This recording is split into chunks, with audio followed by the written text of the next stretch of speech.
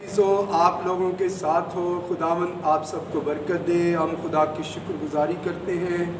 Christmas بہت اچھا گزرا اور خداوند نے ہم سبوں کی کرسمس کے دنوں میں ہماری رہنمائی کی، مدد کی۔ تمام جگہوں میں ہم سب خدا کے خدام جو ہے، کلیسیائیں جو ہیں، عبادت کر سکے اور بہت اچھے طریقے سے خدا کے پیغام کو سنا۔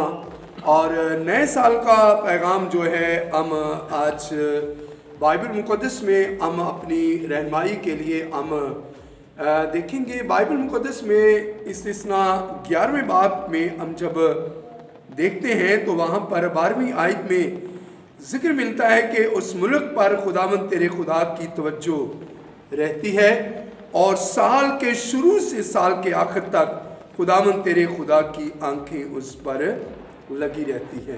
خداوند سال کے شروع سے سال کے آخر تک عزیزو ہماری رہنمائی کرتا ہے۔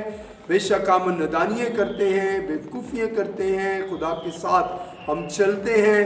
خدا ہماری اولادوں کو، ہمارے گھرانوں کو بلیس کرتا ہے، خدا برکت دیتا ہے، لیکن اس کے ساتھ وہ ہم سے بات بھی کرتا ہے۔ جب ہم استثناء 11ویں باب کی ہم پہلی آیت کا مطالعہ کرتے ہیں تو یوں لکھا ہے، سو تو خداوند اپنے خدا سے محبت رکھنا اور اس کی شرع اور آئین اور حکام اور فرمانوں پر سدا عمل کرنا۔ جب ہم خداوند کے آئین اور حکام پر عزیزو عمل کرتے ہیں تو خدا اپنے لوگوں کو بلیس کرتے ہوئے، خدا اپنے لوگوں کو ترقی دیتے ہوئے خدا اور کامیابی بھی عزیزو دیتا ہے۔ لیکن اس کے ساتھ ساتھ وہ ہم پر توجہ اس بات پر بھی کرتا ہے اور اس بات پر غور بھی کرتا ہے اور دیکھتا بھی ہے کہ میرے بچے کیا کرتے ہیں۔ جیسے کہ خدا کا کلام زبور کی کتاب زبور نمبر 139 میں ہمیں یہ ذکر ملتا ہے کہ خدا کا بندہ داؤد کہتا ہے، خداوند تو میرا اٹھنا بھی جانتا ہے اور میرا بیٹھنا بھی جانتا ہے، خداوند سب کچھ تو میری زندگی سے واقف ہے۔ خدا ہماری زندگیوں سے عزیزو واقف ہے تو بھی وہ ہماری زندگیوں میں ایک چیز کی توقع کرتا ہے، ایک چیز کو چاہتا ہے۔ جیسے کہ بائبل مقدس میں اگر ہم مقدس لوکا کی انجیل کا جب ہم مطالعہ کرتے ہیں تو 13ویں باب میں ہمیں ذکر ملتا ہے وہاں پر تمثیل کا، کہ جیسے کہ لکھا ہے کہ چھٹی ایسے 13ویں باب کی، پھر اس نے یہ تمثیل کہی کہ کسی نے اپنے پاکستان میں ایک انجیر کا درخت لگایا اور وہ اس میں پھل ڈھونڈنے آیا اور نہ پایا۔ اس پر اس نے باغبان سے کہا کہ دیکھ 3 برس سے میں اس انجیر کے درخت میں پھل ڈھونڈنے آتا ہوں اور نہیں پاتا، اسے کاٹ ڈال، یہ زمین کو بھی کیوں روکے رہے۔ اس نے جواب میں اس سے کہا کہ اے خداوند اس سال تو اور بھی اسے رہنے دے تاکہ میں اس کے گرد تھالا کھودوں اور کھاد ڈالوں، اور اگر آگے کو پھلا تو خیر، نہیں تو اس کے بعد کاٹ ڈالنا۔ خداوند دیکھتا ہے، اگر وہ ہمیں زندگی دیتا ہے، ہم پر توجہ کرتا ہے، ہمارے خاندان کو بحال کرتا ہے، بلیس کرتا ہے، بہت سی برکتیں دیتا ہے، بہت سی چیزیں جو ہم مانگتے نہیں ہیں وہ بھی ہمیں دیتا ہے، لیکن اس کے ساتھ وہ ہماری زندگی میں پھل کی توقع کرتا ہے۔ وہ چاہتا ہے کہ اگر لڑکپن میں اور جوانی میں اور پھر بڑھاپے میں اگر پھل نہیں ہے تو پھر اس درخت کو وہ کاٹ دیتا ہے۔ لیکن عزیز و خدا نہیں چاہتا کہ چھوٹی سے چھوٹی جان بھی ہلاک ہو۔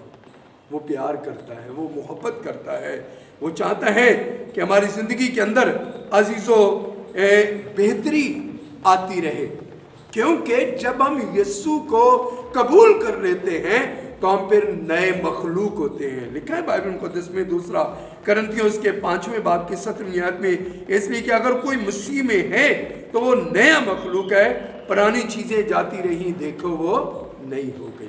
نئی چیزیں جو ہیں وہ نئی زندگی میں آتی ہیں اور بحال ہوتی ہیں۔ تو اس لیے ہمیں اپنی زندگی میں یہ سوچنا ہے، خیال کرنا ہے کہ خدا چاہتا ہے کہ ہماری زندگی کے اندر ایسی چیزیں آئیں، ایسی چیزیں پیدا ہوں، کیونکہ عزیزو یسوع مسیح ہماری زندگی کے اندر نئے طور پر وہ کام کرنا چاہتا ہے۔ وہ چاہتا ہے کہ ہماری زندگی کے اندر نئے جو پھل ہیں وہ پیدا ہوں۔ تو اگر آپ مسیحی ہیں، آپ خدا کے بندے ہیں، آپ خدا کی بندگی ہیں، آپ خدا کے بیٹے ہیں، آپ خدا کی بیٹی ہیں، تو آپ کو نئے مخلوق بن کر اس زندگی میں اور برکتوں کو عزیزو حاصل کرنا ہے۔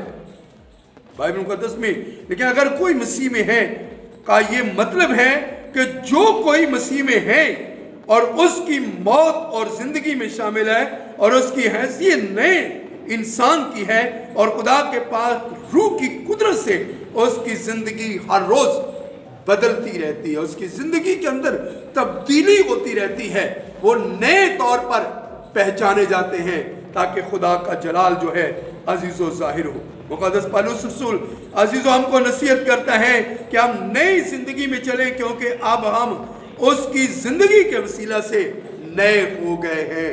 نئے ہونے سے عزیزو ہم آگے بڑھتے جاتے ہیں، اور پرانا آدم موت کی وجہ سے مر گیا، اس لیے اگر کوئی زندگی میں اس کی نسل کی زندگی پرانے ہی طور طریقے سے عزیزو زندگی بسر ہوتی ہے تو اس میں کوئی نئی زندگی نہیں ہے، اس کے اندر پرانی زندگی ہے۔